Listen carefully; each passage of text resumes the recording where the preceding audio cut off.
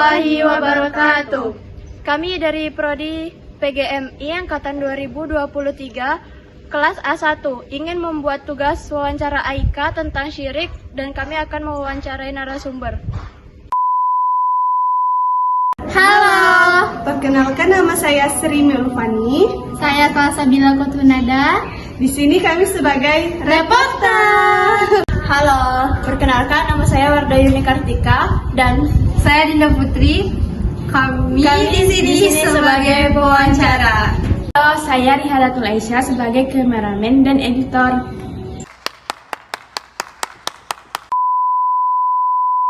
Assalamualaikum warahmatullahi wabarakatuh. Selamat siang pemirsa. Perkenalkan, saya Salsabila Kotunada. Saya Sri Melufani. Pada siang ini, pada tanggal 9 Januari 2024, di sini saya akan menyampaikan atau menginformasikan terkait masalah syirik.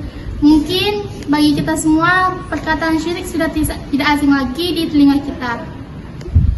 Syirik adalah suatu hal yang sangat dilarang dalam agama Islam. Untuk informasi lebih lanjut mengenai perbuatan syirik ini, di sana sudah ada rekan kita yaitu Wardah dan juga Dinda. Dipersilakan.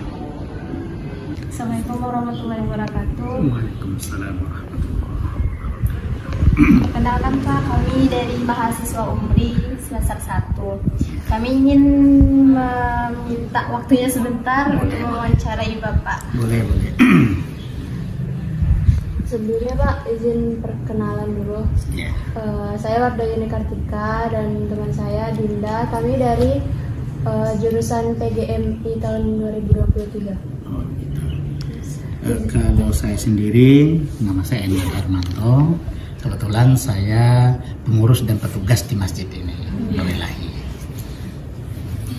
Oke Pak, kami ingin bertanya sedikit tentang pengetahuan Bapak tentang syirik di masyarakat. Boleh Pak? Gitu. Jadi tentang ini musyrik atau syirik. Syirik. Ya. Kalau syirik itu kan artinya menyekutukan Allah. Iya. Nah, jadi menyekutukan Allah itu ada banyak syirik, itu kan ada syirik besar, ada yang syirik kecil. Nah, kalau syirik besar itu tidak perlu kita itu sudah jelas sekali, menyekutukan Allah dengan sengaja. Tapi kalau dia yang syirik kecil ini, itu yang kadang tanpa kita sadari, tanpa umat ini sadari, itu dia melakukan hal tersebut. Jadi untuk syirik besar itu memang memohon ampunnya itu yang memang betul taubatan nasuha, yang memang betul-betul tobat, berjanji kepada Allah tidak akan berbuat lagi seperti tersebut dan tidak akan mengulanginya, dan memang betul-betul bertobat kepada Allah, insya Allah diampuni. Tapi kalau dia syirik kecil itu dengan kita beristighfar pun insya Allah langsung diampuni oleh Allah Subhanahu Wa Taala. Jadi kalau contoh di syirik yang besar itu memang betul-betul kita meyakini sesuatu itu melebihi daripada kekuasaan Allah. Jadi percaya kita kepada orang sembuh karena dukun, itu sudah sangat besar musyriknya atau syiriknya ya. Syiriknya sangat besar, itu tidak boleh kita berlebihan karena sesuatu itu Allah yang mengabulkan, Allah mengijabah. Jadi walaupun sehebat apapun seseorang itu, apabila dia memang betul-betul mempercayai sesuatu itu, contoh umpamanya dia percaya kepada keris, pusaka, kepada batu aki, itu dia percayanya itu kepada benda, bukan kepada Allah yang menciptakan benda tersebut, yang memberikan kekuatan kepada benda tersebut. Itu yang disebut kepada syirik yang besar. Nah, syirik yang besar ini memang betul-betul kita harus dalam hal itu, kalau dalam masyarakat itu pertama buang benda tersebut. Ini yang pertama. Artinya memang kita udah sehebat apapun kekuatan dikdayanya, apapun pusaka benda tersebut harus kita buang. Kenapa? Itu penyebab kita jadi syirik. Yang pertama. Yang kedua, betul-betul kita tobat kepada Allah, mengakui kepada Allah. Karena kalau kepada manusia kan manusia nggak ada kekuatan, yang punya kekuatan itu Allah. Jadi kita mengakui kepada Allah itu selama ini saya melakukan khilaf, saya melakukan hina, saya menyekutukan Engkau ya Rabb, aku mohon ampunanmu, insya Allah diampuni. dan betul-betul tidak akan lagi dia mengulangi hal tersebut. Nah, yang syirik kecil contoh-contohnya kita ini sering melakukan syirik kecil itu, ya, sering. Cuman kadang kita itu kenapa Allah memerintahkan kepada Rasulullah SAW itu sholat itu sebelum adanya 5 waktu itu adalah 50 waktu, karena manusia ini sering lalai, sering hilaf, sering lupa. Jadi manusia inilah yang menyebabkan Allah itu, hai Muhammad, kuperintahkan engkau melaksanakan sholat 50 waktu. Kenapa? Karena apabila kita sholat, kita syahadat lagi, kembali lagi, syahadat lagi, kembali lagi, istighfar lagi, kembali lagi. Tapi kata Nabi Musa, nggak akan kuat umatmu ya Muhammad. Oke lah kalau Rasulullah mungkin kuat, tapi umatnya ini nggak akan. Kita aja dikasih 5 waktu aja masih belang-belang, ya kan? Jadi itu maka kenapa terakhir 5 waktu Rasul nggak minta diskon lagi, dispensasi lagi, ya. Kenapa? Udah malu Rasul tuh ngadap balik lagi ke sananya kan, udah malu, udah 5 waktu itu. Nah itu pun kata Nabi Musa, Muhammad, itu pun 5 waktu itu saja berat umatmu, betul. Terbukti sekarang ini 5 waktu itu aja berat kita melaksanakannya umatnya ini. Nah, padahal itu sudah sangat banyak diskonnya, dari 50 ke 5 waktu, 45 yang hilang. Nah, tapi kalau kita ukur-ukur juga, kalau kita yang 50 nggak akan sempat kita kerja lagi, nggak akan aktivitas lagi kita, ibadah aja kita udah kayak malaikat aja lagi. Nah itu. Jadi itu maka contohnya. Jadi kenapa harus sholat 5 waktu itu diwajibkan? Nah, kenapa diwajibkan? Karena itu tadi kita sering melalai, sering kita nih sirik kecil ini sering. Itu makanya obatnya di sholat itu tadi, apabila kita bersyahadat asyhadu an la ilaha illallah, kembali kita kepada mengingat Allah dan kembali kita kepada Islam. Nah, tapi di mana Pak Ustadz kok ada katanya syirik kecil itu yang seperti apa? Ini contoh-contoh saja. Kita memuji selain Allah, itu syirik kecil. Ya, kita memuji selain kepada Allah, itu syirik kecil. Contoh, kita memuji kepada pasangan lah, kalau kalian kan masih muda-muda, pasangan lah ya. Nah, kalau kata cowoknya, cantik kali. Nah, itu sudah tidak boleh, dalam Islam itu tidak dibenarkan. Loh, kan memuji pasangannya, masa Ustadz nggak boleh? Boleh, tapi kalimatnya tadi yang salah.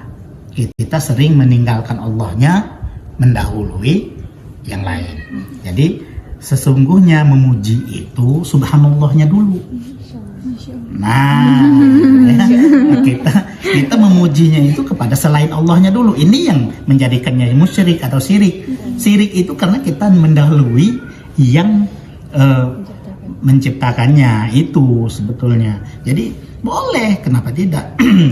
Jadi kenapa para ulama-ulama terdahulu itu, katakanlah yang mereka memang kiai atau ulama pada masa dulu, dia melihat sesuatu itu pasti dia mengucap subhanallah. Allah dulu yang dia besarkan, subhanallah. Dia pun memuji pasangannya atau memuji sesuatu pasti dia subhanallah. Jadi kalau ulama-ulama terdahulu, kalau yang sekarang ini kan sudah karena memang jauh dari ulama. Nah, kita ulama-ulama yang sekarang ini udah diganti, nggak ulama lagi, baru sekarang ini. Jadi ya diperbarui semua. Ya, kalau dulu ulama, memang betul-betul. Nah, kalau sekarang baru, jadi nggak ulama. Nah, inilah yang mengakibatkan sebetulnya kenapa perbedaannya masyarakat terdahulu dengan masyarakat sekarang. Itulah, ya. Nah, jadi itu sekilas tentang daripada syirik. Ini ada yang lain? Sebenarnya Pak Ustadz, saya sering menemukan di sosmed atau di artikel tentang ya seperti ramalan-ramalan jodoh dan masa depan. Menurut Bapak, apakah kita sebagai seorang Muslim, apakah pantas kita mempercayai hal-hal seperti itu. Jadi ini kembali kepada itu tadi ya. Jadi sesungguhnya, jadi kan kalau ramalan ini kebanyakan ustadz memang langsung memvonis syirik. Ya. Sesungguhnya tidak seperti itu. Loh, kok tidak seperti itu? Tidak. Ya. Kita punya contoh nabi loh, salah satu nabi yang bisa meramalkan masa depan. Termasuk Rasulullah SAW sendiri, dia sudah meramalkan akan terpecah belah umat itu pada umatku katanya pada akhir masa, akhir zaman. Rasul sudah meramalkan, apa enggak ramalan itu? Apa enggak ramalan? Tapi kita percaya, sekarang terbukti kok sudah terpecah menjadi berapa golongan umat Rasulullah ini. Jadi hal tersebut kembali kepada diri kita, kembali pada itu keimanan kita. Jadi ramalan itu yang mana? Yang kita percayakan itu, ramalan itu artinya dia membawa manfaat dan dia datang dari Allah. Kalau ramalan itu lillahi, membawa Allah, itu yang boleh. Jadi contoh, ramalan itu siapa yang pertama kali membuat ramalan? Nabiullah Yusuf alaihi salam.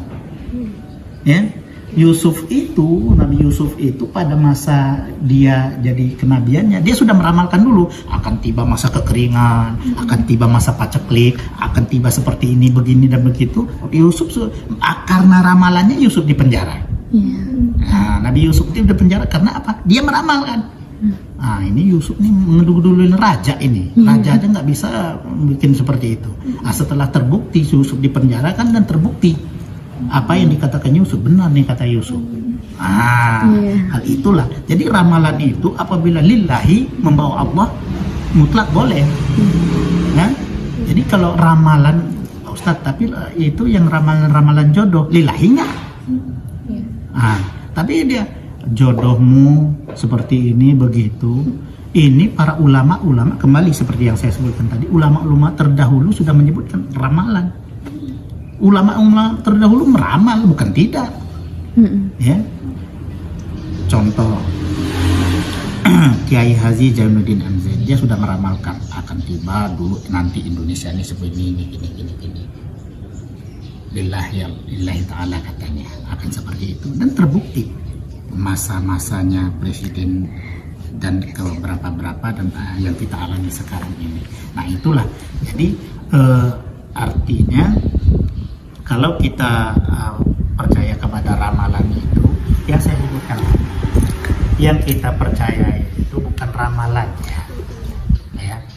Nah, yang kita patut percaya itu artinya begini: semua itu qadratullah, takdir dari Allah Subhanahu wa Ta'ala. Qadratullah itu yang wajib kita percayai. Entah betul atau tidaknya ramalan itu, katanya itu kan kebetulan, bisa jadi kebetulan. Tapi nggak boleh kita percaya, memang nggak boleh kita percaya kepada ramalan tersebut yang membuat. Kenapa tidak boleh? Yang tidak boleh itu akan membuat kita patah arang atau patah semangat. Ini yang tidak boleh. Contoh, saya ramalkan siapa namanya? Riha. Saya ramalkan si Riha ini umurnya 3 hari lagi, kan nggak boleh. Ya? Dia akan melamun aja dan semangat hidup lagi. Kenapa? Ada apa atas semangatnya, terbayang sama dia nih besok lusa udah game saya kan gitu. Ini yang sebetulnya yang membuat ramalan itu tidak boleh dipercaya, yang hal seperti itu. Bahkan dalam ilmu medis pun, andai kata dokter pun sudah dapat dibayangkan, dokter sebetulnya bukan ramalan, dokter itu bayangannya, bukan ramalan. Dokter sudah meramalkan saya ini, bukan dokter meramal, dokter hebat kali jadi peramal dia. Jadi begini, dokter itu sudah membayangkan penyakit ibu ini stadium ini kalau menurut perkiraan yang sudah pasien-pasien yang sebelumnya yang terdahulu sekian bulan meninggal deh, kan begitu. Jadi bukan ramalan, dokter itu nggak beramal, sudah diramal sama dokter, nggak ada. Dokter bukan peramal, bukan juru ramal, cuman dokter itu berdasarkan analisa, ya, berdasarkan analisa dokter itu bahwasanya ini ibu ini berdasarkan penyakit yang dia derita ini, stadium ini, yang terdahulu pasien itu berdasarkan analisa ini paling umurnya sekian, nggak akan lama lagi. Nah, kan analisa itu, bukan ramalan. Nah, jadi itulah yang saya sebutkan. Jadi dalam hal itu, dalam hal artinya ramalan-ramalan itu ada yang boleh kita percaya, ada ya. Jadi saya tidak langsung memvonis jangan, nanti kita bukan. Itu tergantung daripada kita menyikapinya. Ini cuman kadang-kadang kan kita yang menyikapinya berlebihan, itu yang nggak boleh. Nah, ya seperti yang saya sebutkan tadi, kalau kita berlebihan menyikapinya dan menyampaikan ramalan itu secara berlebihan, gitu. Kenapa? Memang ada orang-orang yang memang Allah berikan kekuatan atau kelebihan untuk mengetahui rahasia-rahasia Allah. Ada, bukannya tidak ada. Tapi Allah pilih orang-orangnya. Nah, ini maksud Allah memberikan ini supaya orang ini tambah kuat keimanannya. Contoh, akan terjadi bencana di sono, udah diramal nih. Tapi kalau orang yang kuat keimanannya, Masya Allah, kita suruh yang di sana itu munsi. Ini sebetulnya kita suruh waspada. Karena menurut ini, kalau ini logikanya, kan kembalikan dulu kepada logikanya, instrumennya, ini bulan ini curah hujan sangat tinggi. Wajar dong kalau longsor dan sebagainya, banjir dan sebagainya. Kan itu. Nah, jadi kembalinya kepada kita menyikapinya ramalan tersebut, bukan ramalan itu yang membuat kita yang ditakutkan itu oleh para ulama terdahulu itu, maka mengharamkan daripada mempercayai dari para ramalan tersebut. Umat yang lemah keimanannya akan menyikapi hal tersebut melemahkan dia, seperti yang saya sebutkan tadi. Lalu nggak lama lagi lo paling sekian umur lo, kan gitu. Waduh, kalau menurut ramalan Bapak ini sekian lagi umur saya. Jadi dari hari-hari ke hari itu jadi lamunan aja, melamun aja, nggak ada yang aktivitas yang membuat dia semangat untuk. Nah, jadi karena dia tidak bersemangat, sementara coba tanya ke ahli fisioterapi dan sebagainya di medis itu, coba tanyakan, dok, untuk orang tuh sembuh apa? Semangatnya dulu. Nah, untuk orang tuh sembuh semangatnya dulu. Kalau dia semangat makan, semangat semangat, sembuh dia pasti. Itu dia. Ya. Itu tentang ramalan tadi. Lanjut. Dari ramalan itu, Pak, kan banyak nih orang-orang yang percaya sama ramalan itu kan, Pak. Gimana sih caranya biar kita tuh mencegah, biar nggak terjerumus ke dalam syirik melalui ramalan itu, Pak? Begini. Jadi kalau mencegahnya itu memang katakanlah kita orang biasa lah ya, kita sebutkan kita awam ini, kita biasa ini memang payah untuk mencegah hal tersebut. Kenapa? Karena kalau kita awam ini tidak punya power, tidak punya kekuasaan. Yang punya power itu untuk mencegah hal-hal tersebut ulama, orang-orang penting, orang-orang pejabat, itu yang bisa sebetulnya mencegahnya. Kita hanya bisa menyuarakan kepada mereka. Itu kita, adik-adik ini mahasiswa, bisa menyuarakan ya kepada para petinggi dan para ulama. Suarakan ini, hal ini Pak, ini dalam agama ini apa, jadi minta tolonglah ini dirubah. Itu bisa. Nah, cuman tergantung daripada, kadang-kadang kan begini, contoh sekarang ini kita bukan apa kita nggak anti terhadap pemerintah, tapi pemerintah sekarang ini kan lebih banyak kepada mudorotnya daripada manfaat pemerintah kita yang sekarang ini. Jadi apa yang kita harapkan ya, dia senang untuk supaya masyarakat rusak. Nah, ini Pak ya, kita bagaimana kita mau bersikap kan gitu, mau bertindak. Apa yang kita bikin orang dia yang punya kuasa malah dia yang begitu. Nah, inilah yang harusnya dia yang berkuasa, dia yang melarang hal-hal tersebut. Harusnya. Nah, cuman ya itu tadi, dia yang punya kuasa justru dia yang membuat hal-hal tersebut menjadi-jadi, Nah, kalau bahasa sekarangnya viral, nah itu, ya, itu yang sesungguhnya. Jadi kalau memang mereka inilah kalau mereka penguasa ini dalam Islam itu disebut umaro. Kalau petinggi dalam Islam itu ulama. Ya. Nah seharusnya ulama dan umaro ini para penguasa, para pejabat itu umaro itu harusnya kerjasama dengan ulama.